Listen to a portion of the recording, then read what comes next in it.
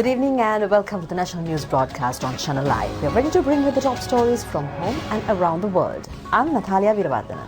Good evening, I'm Clifford Richards. First of all, we take a look at the headlines. Prevailing inclement weather claims 5 lives. The spill gates of a number of reservoirs opened. Many people-centric decisions taken within the first 10 days of the presidency of Gotabaya Rajapaksa. Minister Bandula Gunawardena says indirect tax concessions will be effective from today. Direct tax concessions will be effective from January. Sri Lanka declared a country free of mother-to-child transmission of HIV and syphilis. Moving on to the stories in detail. Well, the prevailing inclement weather has adversely affected 4,126 persons of 1,156 families. 5 lives have been lost. Assistant Director of the Disaster Management Centre, Pradeep Kodipilli, says relief measures for those affected have commenced. The granting of compensation for damaged houses has also been commenced.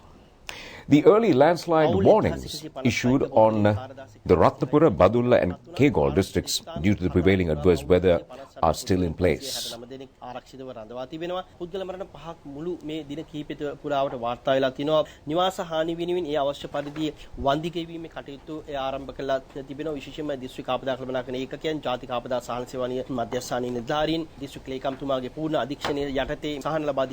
The bodies of 4 individuals reported missing after earth slip in the Munwat Malapattava area in Walapane have been found. A mound of sand collapsed onto the house amidst heavy rain at around 7:30 p.m. yesterday. The parents and 2 children who were in the house at that time were reported missing after the incident.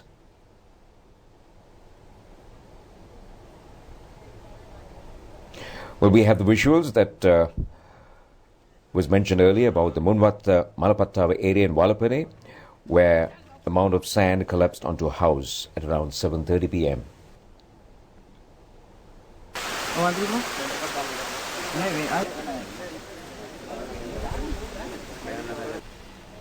Obstructions to vehicular traffic were reported along the Badulla Bandarwara road due to several mounds of sand collapsing in several areas in Demodara. Meanwhile, a fallen tree at the junction near the Dambulla court obstructed traffic lights last night along the main road. The flood situation that erupted in the Batticaloa district resulted in 425 persons being displaced. Our correspondent reports that rain made landfall throughout the whole week. 150 persons of 46 displaced families were temporarily sheltered at the Kathankudi Baduriya school. Earth slips have been reported in a number of areas in Bandaravilla. 2 women were hospitalized after sustaining injuries when a sand bund collapsed onto their house near the Bandaravilla Kovil. Meanwhile, the collapse of the sand mound and an uprooted tree onto a lorry running along the Bandaravilla Haputale upper road has resulted in serious damage to the vehicle. 1 lane of the road was totally obstructed. A mound of sand which collapsed onto the house at Haddawala Dambavin area in the Badulla district has resulted in severe damage. However, it is reported a 20-day-old baby was in the house and has escaped unharmed. The risk of earth slips are still prevailing in that area.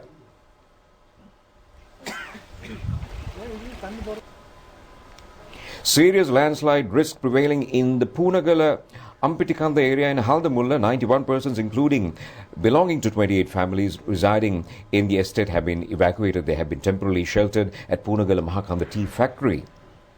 This 500-meter stretch of the Badulla Passala A5 road was obstructed by sand and rock due to a landslide. Transportation came to a complete standstill.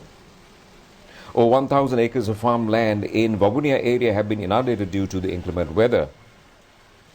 Due to incessant rain, Kumbichan Kulam tank and the Kadapanaha tank in Anuradhapura have breached their banks, resulting in many locations along the Anuradhapura-Colombo Puttalam road being inundated.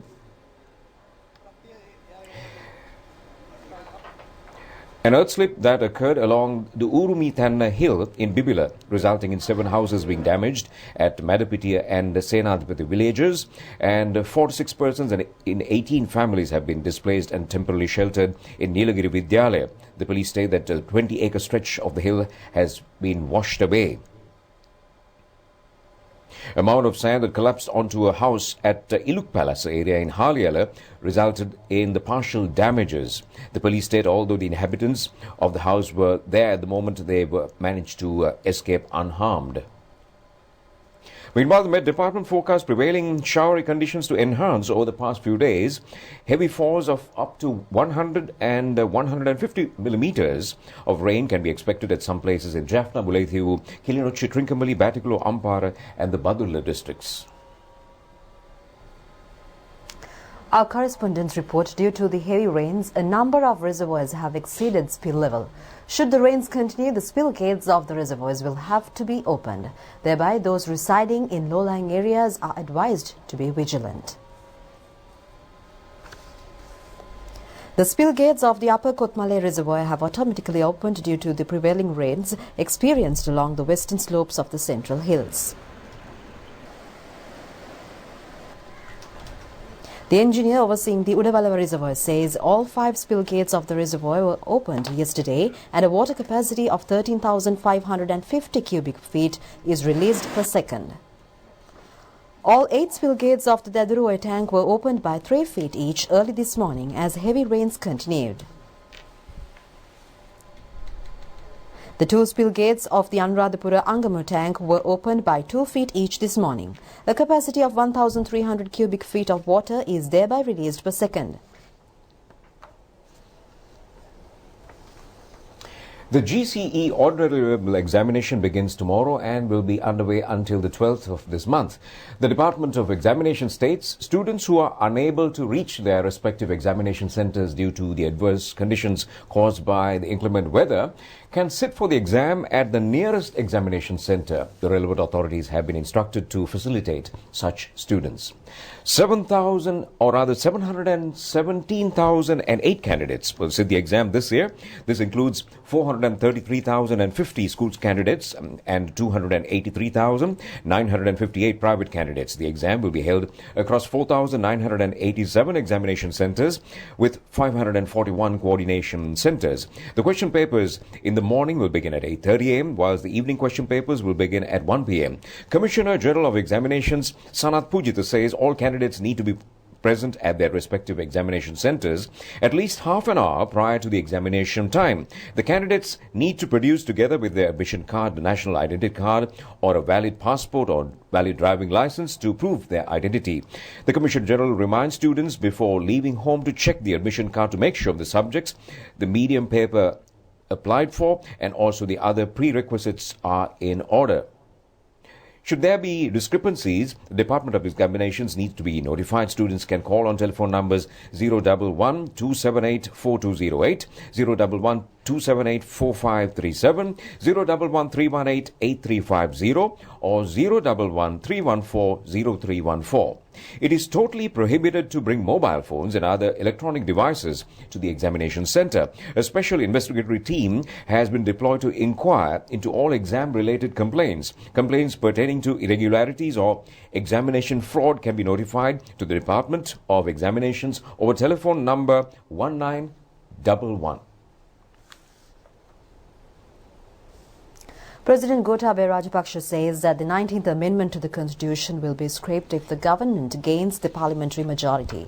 The President pointed out that the relevant amendment is a failure. The President further emphasized that the Sri Lankan government will not carry out anything that would jeopardize the security of India.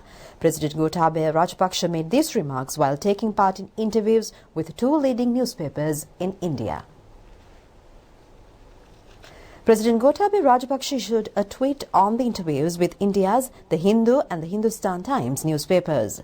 During the interview, journalist representing the Hindu newspaper, Suhashini Haidar, inquired the President on how to take India-Sri Lanka ties to a higher level. The President said that as a person who speaks frankly, he hopes to honestly tell New Delhi on the commitments of the government and be consistent with the pledged commitments. Journalists representing the Hindu newspaper also inquired the President over the statement issued on the renegotiation of the Hambantota Port Agreement. The President said that the Sri Lanka government must have the control of all strategically important projects, including Hambantota. The President said that as an alternative for the Chinese investment. Countries such as India, Japan and Australia are also invited to invest in Sri Lanka. The Hindu newspaper journalist asked whether there will be a transfer of power towards a more parliamentary system under the 19th Amendment to the Constitution. Responding to the question raised by the journalist, President Gotabaya Rajapaksa said that relevant amendment is a failure. He said that the amendment will be abolished if the government gains two-thirds majority in the parliament. The Hindu journalist asked whether it is true that he is being called the Terminator in the family. After laughing for a brief period, President Gotabaya Rajapaksa said that he is the most innocent person in his family since his childhood. He said that when he joined the army, his family has said that Prime Minister Mahinda Rajapaksa should have joined the army and he should have joined politics.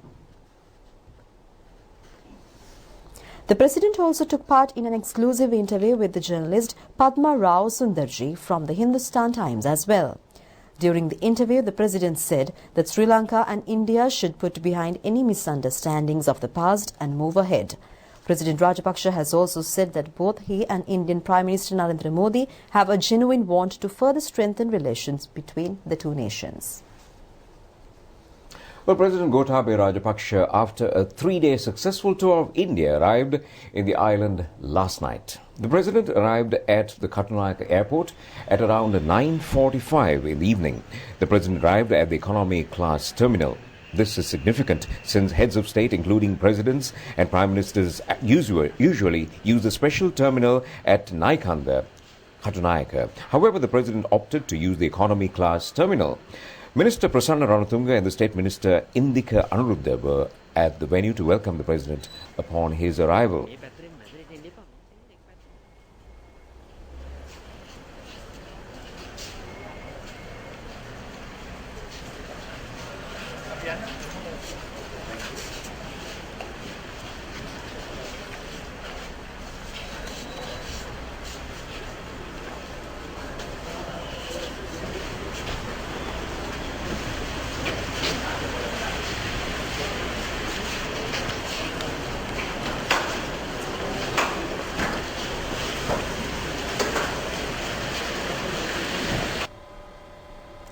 President Gotabaya Rajapaksa's official tour of India can be described as a state visit that enhanced the cooperation built over the years between India and Sri Lanka.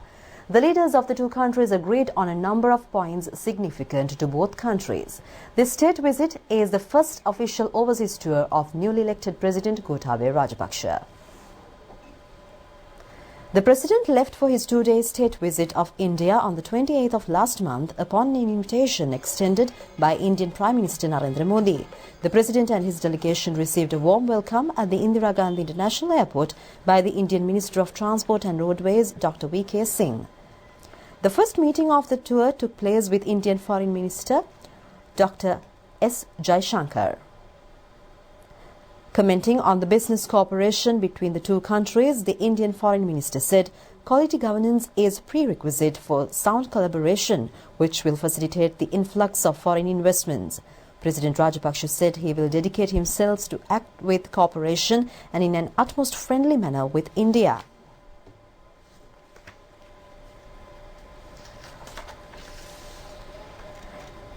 The President did not forget to pay floral tributes to the memorial of Mahatma Gandhi.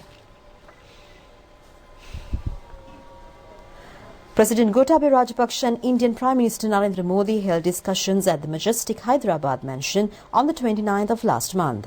At the discussions, attention was focused on giving priority to defence cooperation and enhancing economic relations, whilst also addressing the Indo-Sri Lanka fishing issue. The Indian government granted a concessionary loan of $400 million for development activities in Sri Lanka. In addition, a $50 million line of credit was also agreed to be granted for counter-terrorism measures. Indian Premier Narendra Modi highly praised the vision of prosperity put forward by the Sri Lankan President and pledged to extend fullest support for its success. Thereafter, the two leaders appeared for a joint media briefing. The President also attended a special banquet prepared at the Hyderabad mansion. President Gotabaya Rajapaksa met with Indian President Ram Nath Kovind at the Rashtrapati Bhavan at New Delhi.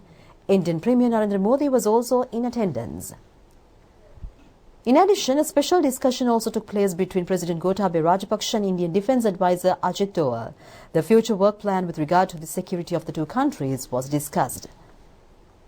The Indian President hosted a dinner for his Sri Lankan counterpart last Friday. The Indian President said President Rajapaksa's Indian tour is a fresh approach to the historical relations between the two countries. President Rajapaksa arrived at the Sri Lankan High Commission in India yesterday, which was the final day of the tour. A mango sapling was planted in the premises to mark the President's visit. Addressing the staff at the High Commission, the President said to fulfill their ambassadorial functions to enhance the cooperation between India and Sri Lanka. The President met a few friends who got trained with him when he underwent training at the only camp in India, which was when he served as a staff officer of the army. One of the members in his batch is now India's State Minister of Transport and Roadways, Dr. General V.K. Singh. The President completed his two-day state visit, adding many expectations to the present and the future relations between India and Sri Lanka. The benefits of this tour will be enjoyed by the people in the near future. During the 10 days since assuming duties as President Gotabaya Rajapaksa has taken a number of decisions which are expected to be a major strength to the future welfare of the people and also the forward path of the country. The prohibition of importing minor export crops including pepper and cinnamon.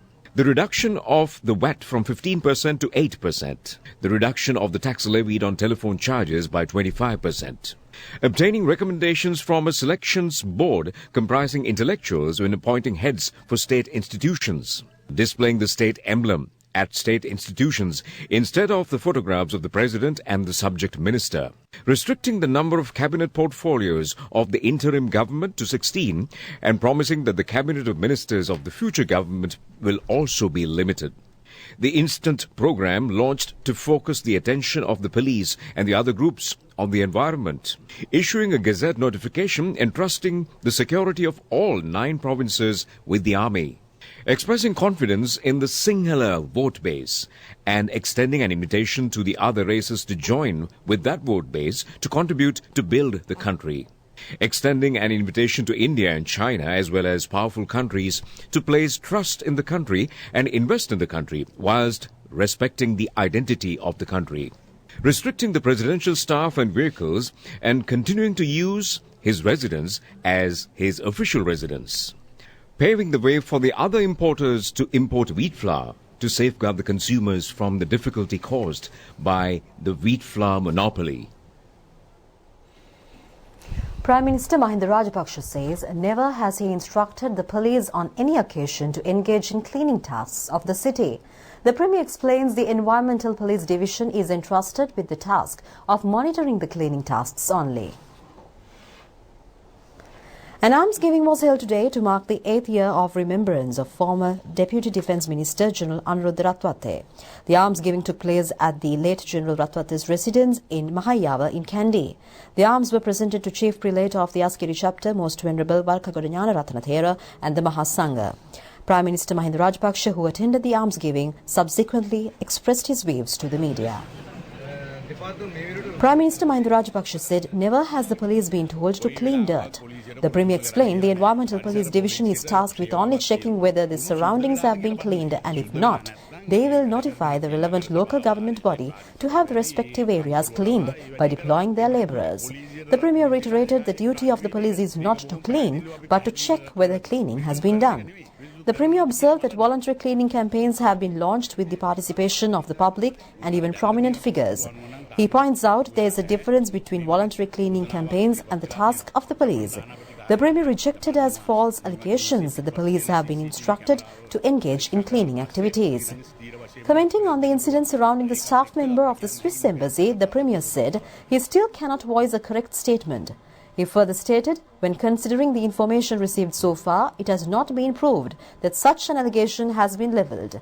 He feels that a definite answer can be given after the CCTV footage at the Swiss Embassy is perused. He added only the camera at the back of the embassy needs to be checked, as the other cameras have already been checked. The Premier says when these checks are done, they will be able to say whether the allegations is true or false. The Japanese government has extended a grant worth 110 million rupees to the Mines Advisory Group for humanitarian demining activities in the northern area of Sri Lanka, the Embassy of Japan announced. Ambassador to Japan in Sri Lanka, Akira Sugiyama, and the country director of MAG, Valentina Stevenello, signed the grant contract in Colombo recently. Well, Japan has been a major donor in the area of mine clearance in Sri Lanka since 2003, with the objective of assisting the nation to be mine impact free by 2020. More than $36 million in assistance have been rendered through its grant assistance for grassroots human security project. The government of Sri Lanka aims to achieve a mine impact free Sri Lanka by the year 2020. To this end, the government of Sri Lanka, in collaboration with demining organizations, have successfully cleared much of the confirmed hazardous area, reducing the area from 1,000 to 25 square kilometers. Government of Japan has extended fullest support for mine clearance activities in Sri Lanka since 2003 and is the only country that supports all the 4 demining organizations currently operating in Sri Lanka. Japan's assistance towards this aim has exceeded $36 million in total. With the renewed support from the government of Japan today, MAG will continue to deploy 6 mine action teams starting from next week, with the objective of releasing about 300,000 square meters of land, directly assisting few hundred families who will be able to return home and sustain their lives. This will also provide a significant contribution to the current mine action strategy of the government of Sri Lanka towards becoming mine-free. However, Sri Lanka will achieve mine-free status well before then and will be the next large mine-free country in the world. Head of the Romanian mission to Sri Lanka, Dr. Victor Judea, believes that bilateral relations between Sri Lanka and Romania will be further strengthened in the future. He pointed out that Sri Lanka has always been a long-lasting friend of Romania, and the Romanian ambassador to Sri Lanka made these remarks in a ceremony recently held in Colombo. Great Union Day or National Day in Romania is celebrated today, marking the unification of Transylvania, Bessarabia and the Bukovina with the Romanian Kingdom in 1918. It was declared after the Romanian Revolution and commemorates the assembly of the delegates of ethnic Romanians held in Alba Iulia. A special celebration was held in Colombo recently, marking the Romanian National Day. The event was held under the patronage of Ambassador of Romania, Dr. Victor Judea. Minister Pavitra Vanyarachi graced the occasion as the chief guest. A large gathering including politicians, foreign delegates and many others were present at this event.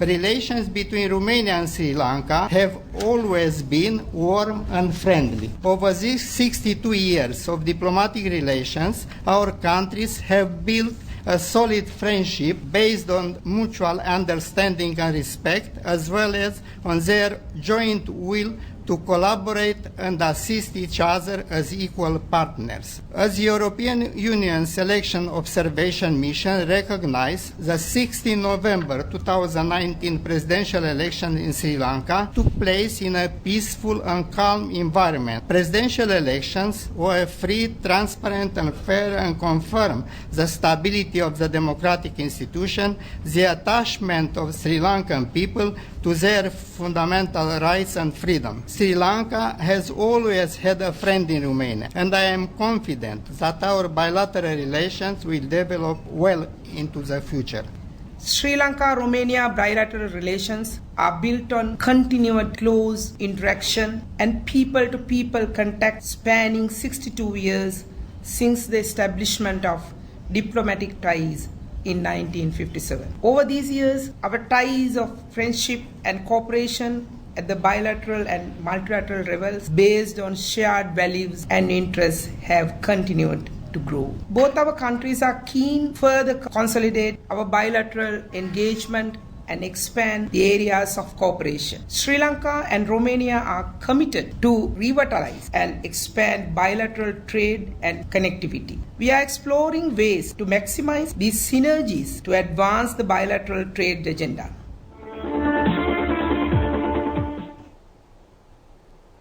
Minister Bandula Gunawardena says indirect tax concession, which are included in the tax package introduced by the government, will be effective from today.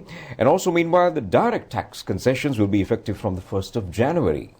Speaking at a media briefing held at the Government Information Department today, the minister said he wishes to notify everyone that with the intention of bringing about an economic renaissance, for the first time in the history, an unprecedented level of indirect tax concessions will be effective from today, whilst direct tax concessions will be effective from the 1st of January.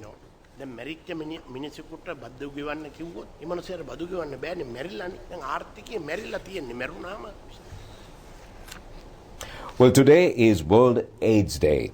The World Health Organization has declared Sri Lanka a country free of mother-to-child transmission of HIV and syphilis. Deputy Director of the National STD and AIDS Control Program, Consultant Dr. Lilani Rajapaksa says Sri Lanka is the third country in the Asia-Pacific region to be declared this status.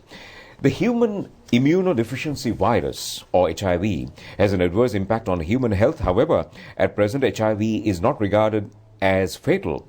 Early detection and early administration of treatment can prevent HIV developing into AIDS. The National STD and AIDS Control Unit says, according to available statistics, between the years of 2013 to 2018, between 196 to 350 newly infected persons have been reported each year. The disease is highly prevalent amongst homosexual men.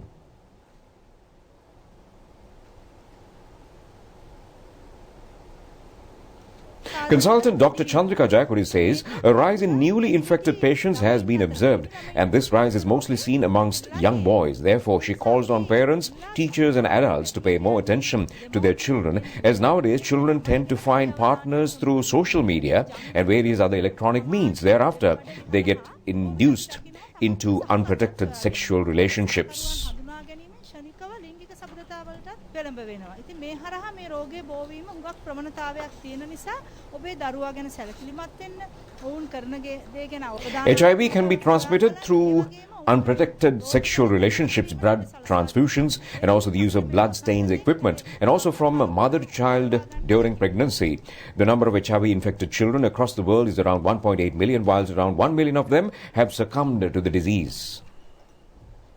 AIDS can be prevented only by raising proper awareness. Therefore, awareness-raising programs are continuing uninterrupted, targeting school children, drug users, and also commercial sex workers. Physicians point out the patients who obtain early treatment are at a lesser risk of transmitting the virus. Well, Sri Lanka's objective is to eradicate the AIDS from the country by 2025. This year's theme, Think Together, Make a Change, Fight AIDS.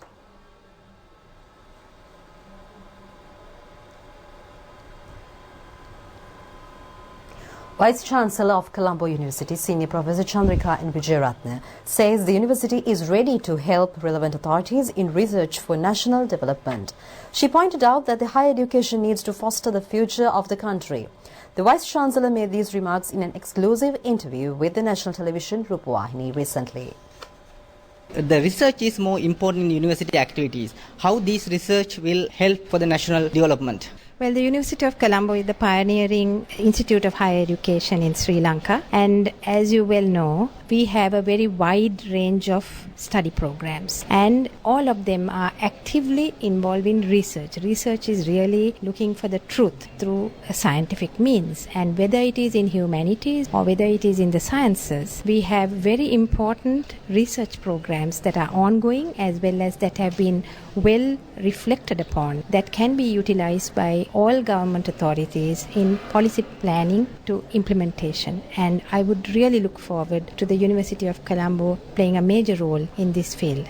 As far as the higher education goes in any country, it really needs to foster the future of our country, and no doubt in the present moment we need to function according to, as we suggested, the evidence base, and to also be able to monitor and evaluate what we do. And in that context, I would see education playing a major role in changing the views of society for the better, because we are living in the fourth industrial revolution with the Z generation of the new millennium, and we need to change with the times, no doubt, maintaining our culture and traditions with religious harmony as well as multi-ethnic cohesion to work for one Sri Lanka.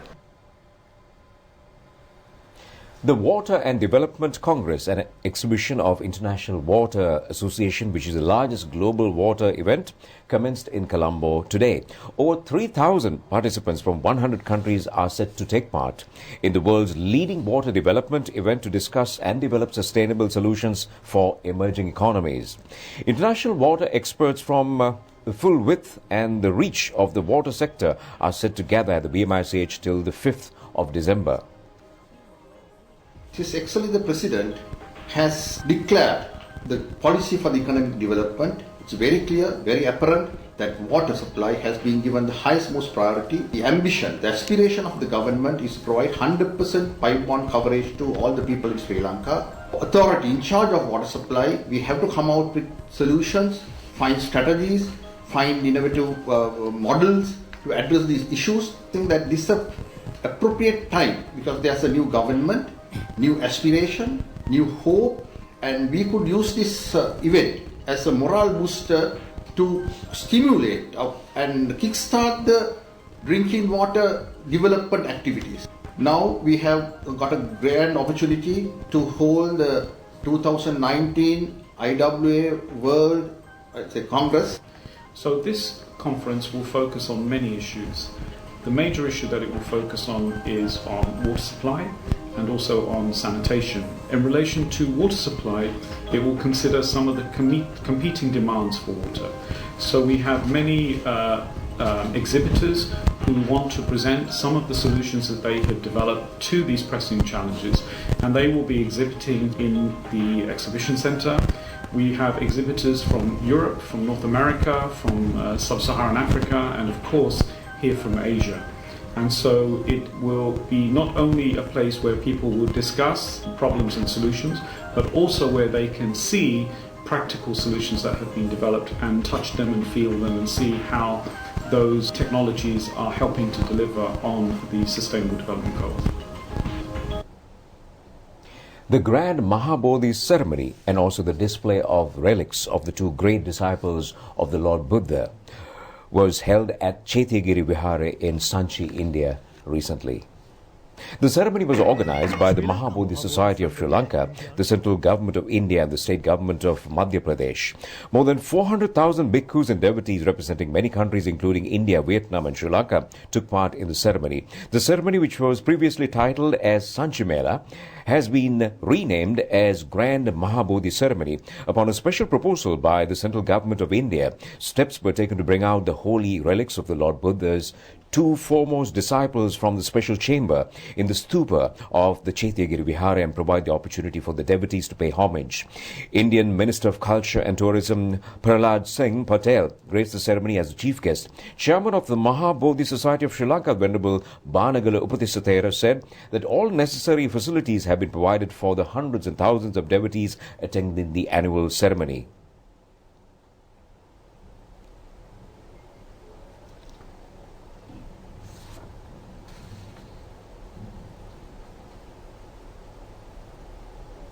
Chairman of the Mahabodhi Society of Sri Lanka, the Venerable Banagala Upatisatera, said that he met the President during his visit to Sanchi. He said he believes that the President Gotabaya Rajapaksa will extend his support to further improve the Vihara and the festival program during his tenure.